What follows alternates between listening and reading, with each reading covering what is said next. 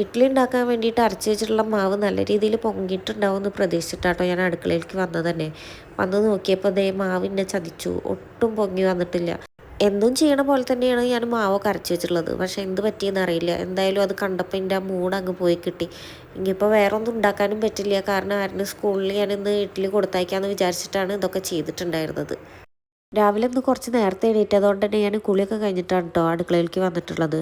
ഇങ്ങനെ കുളിയൊക്കെ കഴിഞ്ഞിട്ട് അടുക്കളയിലേക്ക് വരുമ്പോൾ ഒരു പ്രത്യേക പോസിറ്റിവിറ്റി ഒക്കെ ഫീൽ ചെയ്യും. അല്ലെങ്കിൽ ഒരു എനർജിയൊക്കെ എനിക്ക് തോന്നാറുണ്ട്. പണ്ടൊക്കെ ഞാൻ എണീറ്റ വഴി തന്നെ കുളിക്കുമായിരുന്നു.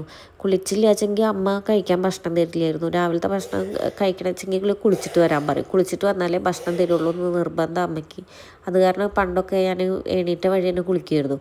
പിന്നെ കല്യാണമൊക്കെ കഴിഞ്ഞതിൻ്റെ ശേഷം ആ സ്വഭാവമൊക്കെ മാറിയത്. കാലത്ത് എണീറ്റിട്ട് കുളി കഴിഞ്ഞിട്ട് പിന്നെ ബാക്കി പരിപാടികളൊക്കെ ചെയ്യണത് ഒരു നല്ല കാര്യമായിട്ട് എനിക്ക് തോന്നിയിട്ടുണ്ട്.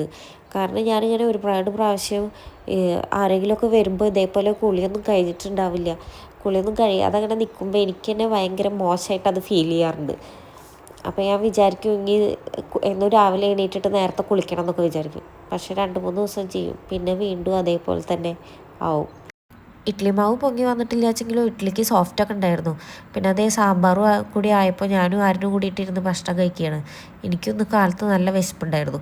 അപ്പോൾ ഞാനും അവൻ്റെ കൂടെ തന്നെ ഇരുന്ന് ഭക്ഷണം കഴിച്ചു. പിന്നെ അതേ അവൻ പോവാൻ ടൈം ആയപ്പോഴേക്കും സിയമോളും എണീറ്റ് വന്നിട്ടുണ്ട് കേട്ടോ. സിയമോളും എണീറ്റ് വരുന്നത് തന്നെ അവളുടെ പാവക്കുട്ടീനെയും വെള്ളം കുപ്പിയും കയ്യിൽ കിട്ടിയ സാധനങ്ങളെല്ലാം എടുത്തിട്ടാണ് എണീറ്റ് വരുന്നത്.